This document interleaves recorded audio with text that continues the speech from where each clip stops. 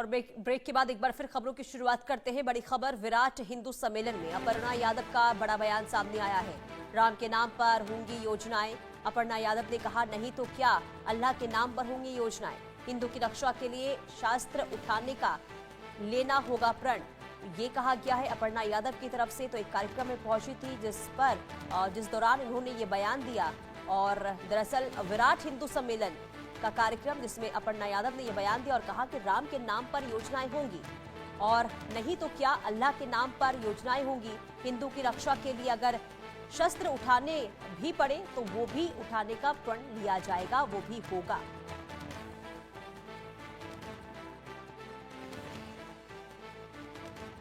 आप आए दिन सुन रहे हैं, आज न्यूज में फिर से आया कि बांग्लादेश में हिंदुओं को जला करके, मार करके, पीट करके, चौराहे पर जो है सरेआम जो है सारी हिंदू महिलाओं के साथ अश्लीलता करते हुए उनको मार दिया गया। ये आज की खबर है।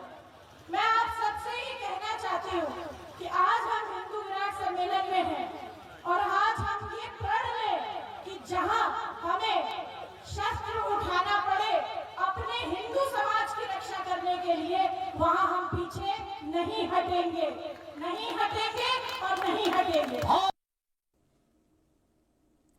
और अभिषेक संवाददाता तमाम जानकारी के साथ जुड़ चुके हैं। अभिषेक, अपर्णा यादव ने जो ये बयान दिया है, इस बयान को किस तरीके से आगे देखा जाए? जी हाँ, बिल्कुल। देखिए, मुलायम सिंह परिवार की छोटी बहू और साथ ही साथ उत्तर प्रदेश महिला आयोग की उपाध्यक्ष अपर्णा यादव ने एक बड़ा बयान दिया है। सम्मेलन के दौरान उनकी भावनाएं निकलते हुए नजर आई और उन्होंने खुलकर कहा कि मनरेगा का नाम अगर भगवान राम के नाम पर नहीं रखा जाएगा तो क्या अल्लाह के नाम पर रखा जाएगा। ये बातें वो कहती नजर आई। उन्होंने खुलकर कहा कि हिंदुओं की रक्षा के लिए अब शस्त्र भी उठाना पड़े तो सबको तैयार रहना चाहिए। ये बातें वो एक सम्मेलन के दौरान कहती हुई नजर आई, जहां हिंदू रक्षा और हिंदू रक्षा समिति और सनातन को लेकर तमाम तरीके की बातें कही जा रही थी। उसी दौरान अपने संबोधन के दौरान उन्होंने ये बात कही है और तब से लगातार ये बातें चर्चा का विषय हैं। ख़ास तौर पर ऑपोजिशन की तरफ से भी तमाम तरीके की बातें कही जा रही है। लेकिन हाँ, अपर्णा यादव के दिए गए इस बयान के बाद जहां एक तरफ मनरेगा का नाम बदलने को लेकर अलग राजनीति चल रही थी, वहीं उनके इस बयान ने इसे और भी ज़्यादा चर्चा का विषय बना दिया और प्रतिक्रियाएं तेज़ी से सामने आ रही हैं इसको लेकर। और अभिषेक, एक तरफ देखिए, खुद अखिलेश यादव अब कई बार सवाल उठा चुके हैं मनरेगा का नाम बदलने को लेकर और उन्हीं के घर की बहू यानी कि मुलायम सिंह के घर की बहू अगर इस तरीके से प्रतिक्रिया देती हैं तो क्या सियासी हलचल भी देखने को मिलेगी अब? और किसी भी तरीके से कोई बयान अभी तक आया है क्या समाजवादी पार्टी की ओर से?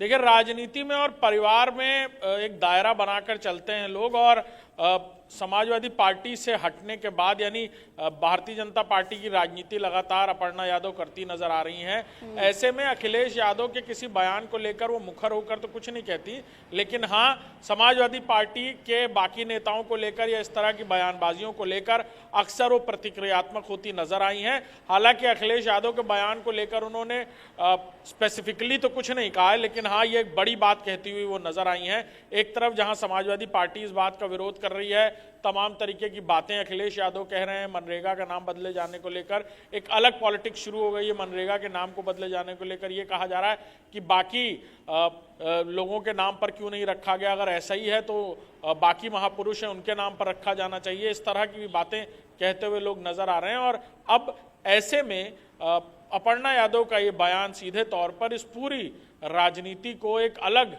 एंगल देता हुआ नजर आ रहा है और अब इस पूरे मामले को लेकर टिप्पणियां तेजी से सामने आती नजर आ रही हैं। ठीक है अभिषेक, आप बने रहिए, अगली खबर पर भी आपसे जानकारी लेंगे और देखना यही होगा कि अपर्णा यादव के इस बयान के बाद आखिर प्रतिक्रिया और क्या सामने आती है। आगे बढ़ते हैं, खबर लखनऊ से सामने आ रही है जहां कफसिरफ मामले में बड़े एक्शन की तैयारी हो रही है। एनडीपीएस एक्ट के तहत आरोपियों पर अब कार्रवाई की तैयारी हो रही है, मुकदमा दर्ज करने की तैयारी हो रही है। बर्खास्त सिपाही समेत 3 पर एनडीपीएस का मुकदमा दर्ज होगा। शुभम जायसवाल, आलोक सिंह और अमित टाटा पर मुकदमा दर्ज करने की अब तैयारी शुरू हो चुकी है। तो कफसिरफ मामले को लेकर अब बड़े एक्शन की तैयारी और बड़े एक्शन की तैयारी के साथ ही एनडीपीएस एक्ट के तहत आरोपियों पर मुकदमा दर्ज किया जाएगा। अभिषेक हमारे साथ बने हुए हैं। अभिषेक, देखिए कफ सिरप मामले को लेकर भी जबरदस्त सियासत इस वक्त उत्तर प्रदेश में देखने को मिल रही है और सरकार ने साफ कह दिया है कि जो भी दोषी होगा कार्रवाई होगी, एक्शन लिया जाएगा। और ऐसे में जब अब आरोपियों के खिलाफ एनडीपीएस एक्ट के तहत कार्रवाई का जो ये पूरा मामला सामने आया है, जो तैयारी हो रही है, उसे लेकर और क्या जानकारी?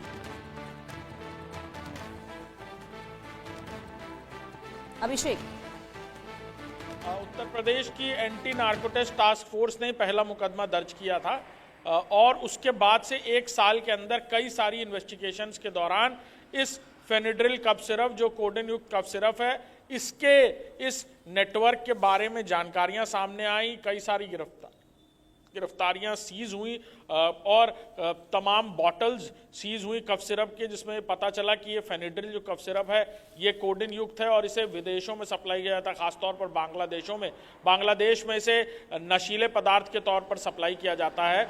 और अब एनडीपीएस एक्ट यानी narcotics prevention act, narco prevention act के तहत इन सभी लोगों पर मुकदमा दर्ज हो रहा है। यानी खासतौर पर कहा जाए तो जो 2 लोग गिरफ्तार हैं और एक आज़ाद है, यानी फरार है, शुभम जायसवाल, जिसका नाम सबसे पहले इस पूरे फेनिड्रिल कफ सिरप में सामने आया था, कोडेन युक्त कफ सिरप के सिंडिकेट में सामने आया था और जिसकी कंपनी से ये पूरा कफ सिरप का जो सिंडिकेट था, यानी जिस फार्मास्यूटिकल कंपनी से पूरा सिंडिकेट चलाया जा रहा था, हालांकि वो फरार होने में कामयाब रहा। उसकी तलाश अभी भी जारी है। जानकारी मिल रही है कि वो दुबई में छुपा बैठा है। इससे पहले कुछ दिन पहले उसने एक बयान भी जारी किया था वहीं से बैठकर, जिसमें वो सफाई दे रहा था, माफ़ी मांग रहा था, इंसाफ की गुहार लगा रहा था। और ऐसे में 2 लोगों की जिनकी गिरफ्तारी हुई, यानी बर्खास्त यूपी पुलिस के सिपाही आलोक सिंह और साथ ही साथ अमित सिंह टाटा, इन लोगों के खिलाफ अब ये एनडीपीएस एक्ट के तहत जल्द ही कार्रवाई होगी और एफआईआर दर्ज की जाएगी, यानी नार्को प्रिवेंशन एक्ट के तहत। जी। और एक तरफ देखिए अभिषेक, क्योंकि इसे लेकर लगातार अखिलेश यादव सवाल उठा रहे हैं, बुलडोजर कार्रवाई की बात कह रहे हैं, इस पूरे मामले को लेकर अब तक कितनी गिरफ्तारियां हुई है और आगे, क्योंकि आरोपियों के खिलाफ केस दर्ज करने की तैयारी तो हो ही रही है, लेकिन जो विपक्ष सवाल उठा रहा है उनके सवालों का जवाब देने के लिए क्या एक्शन अब तक इस पूरे मामले को लेकर हुआ? देखिए, बड़े पैमाने पर कहा जाए तो ये पूरा कफ सिरप सिंडिकेट कई राज्यों में फैला हुआ था और यही वजह है कि इन्फोर्समेंट डायरेक्टरेट और देश की बाकी लॉ इन्फोर्समेंट एजेंसीज इस पूरी सिंडिकेट की तलाश कर रही हैं, उसके नेटवर्क को खंगाल रही हैं। इन्फोर्समेंट डायरेक्टरेट ने भी एक साथ 25 जगह रेड की थी और कई सारी जानकारियां सामने आई थी उस रेड के दौरान। जिस तरह से मनी लॉन्ड्रिंग का मामला सामने आया था कि करोड़ों अरबों रुपए कैसे खपाए गए, बैंक खातों से किस तरह से ट्रांजैक्शन किया गया, शुभम जायसवाल और उनके पिता की कंपनी के सिंडिकेट समझ में आए थे इन्फोर्समेंट डायरेक्टरेट को कि कैसे वो पैसे आते तो थे लेकिन उसे कैसे छोटे छोटे बड़े बड़े अमाउंट्स में इधर उधर मैनेज किया जाता था। यानी ब्लैक एंड व्हाइट का भी गेम चल रहा था, यानी मनी लॉन्ड्रिंग का भी ये लोग काम तेजी से कर रहे थे और हवाला ट्रेडिंग और तमाम तरीके के ब्लैक मनी सिंडिकेट से ये पूरी जो नेटवर्क है ये जुड़ा हुआ था। लिहाजा देश की बाकी एजेंसियां भी इस पूरे नेटवर्क को खंगालने में जुटी हुई हैं और उत्तर प्रदेश के कई जिलों में कई सारी गिरफ्तारियां हुई हैं इस कोडेन युक्त कफ सिरप के सप्लायर से, इनके स्टोर जहां इन्हें किया जाता था, इन्हें मार्केट में उतारने वाले वो दुकानदार जो इन्हें बेच रहे थे। यानी 100 से ऊपर लोग हैं जो इस पूरी फहरिस्त में थे और कई सारे लोगों की गिरफ्तारी भी इस पूरे मामले में हुई है। बिल्कुल, और आगे भी एक्शन लगातार अभिषेक देखने को मिल रहा है और देखना यही होगा कि आगे आरोपियों तक किस तरीके से पहुंचा जाता है और क्या कार्रवाई होती है। बहुत शुक्रिया अभिषेक तमाम जानकारी देने के लिए। और आगे बढ़ते हैं, खबर ग्वालियर से। ग्वालियर में जय श्री राम लिखने पर धमकी